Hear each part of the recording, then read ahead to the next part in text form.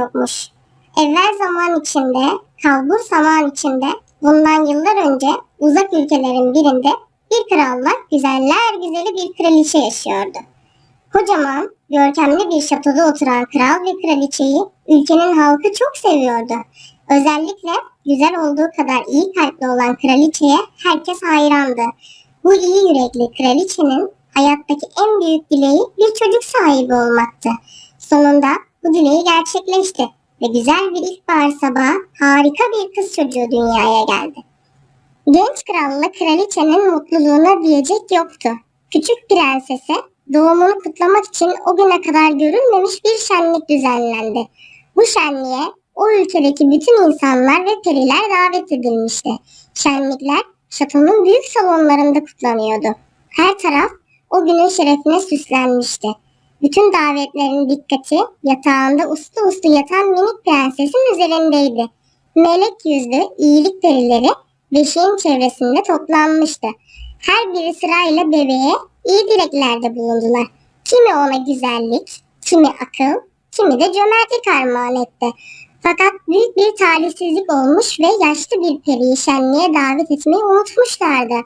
Bütün konuklar neşe içinde eğlenirken yaşlı peri birden ortaya çıkıverdi. Şenliğe davet edilmediği için çok kızmıştı. Öfkeyle küçük prensesin beşiğine yaklaşarak 16 yaşına geldiğinde parmağına bir iğne batacak ve öleceksin dedi. Oradaki herkes şaşkınlıktan dona kalmıştı. İşte tam bu sırada henüz dilekte bulunmayan perilerin en genci ileri atıldı.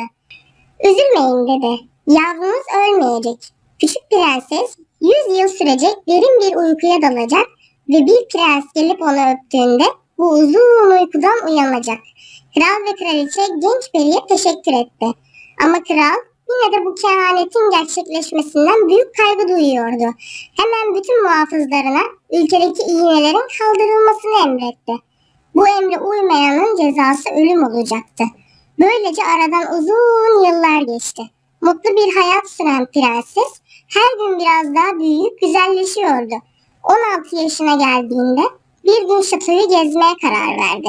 Şato o kadar büyüktü ki bilmediği pek çok yeri vardı. O zamana kadar görmediği küçük bir odada yaşlı bir kadına rastladı. Kadın elindeki iğne ile ipliği eğiriyordu. Bu iğne nasıl olduysa muhafızların gözünden kaçmıştı. Çok meraklanan prenses tanımadığı bu garip alete dokunmak istedi ve iğne eline alır almaz eline battı. Kötü kehanet sonunda gerçekleşmişti. Hemen uykuya dalan güzel prenses İpek örtüler içinde altından yapılmış bir yatağa yatırıldı. Prensesle birlikte bütün şato 100 yıl sürecek derin bir uykuya daldı. Kral, kraliçe, muhafızlar, hizmetkarlar ve saray çalgıcıları da uyumuştu. Sadece onlar da değil. Sahibiyle birlikte avludaki köpek, ahırdaki koşulmuş at, hatta dallardaki kuşlar bile uyudu. Her tarafa derin bir sessizlik çökmüş, onları uyandırmamak için rüzgar bile susmuştu. Ağaçların yaprakları da kımıldamaz olmuştu. Bu arada uyuyan şatonun çevresinde sık bir orman göğe doğru yükselip onu bütün gözlerden gizledi. Bu arada aradan tam 100 yıl geçmişti. Yine ilkbahar gelmiş, bütün doğa uyanmıştı. Günlerden bir gün genç ve cesur bir prensin ormana yolu düştü. Uyuyan güzel efsanesini duymuş ve onu bulmaya karar vermişti. Günlerce aradıktan sonra önüne geçemediği bir duygu onu bu ormana çekmişti. Sonunda şatoyu buldu ve prensesin uyuduğu odaya girdi. Daha onu görür görmez yüreğine tarifsiz bir sevgi kapladı. Prensese daha o anda aşık olmuştu.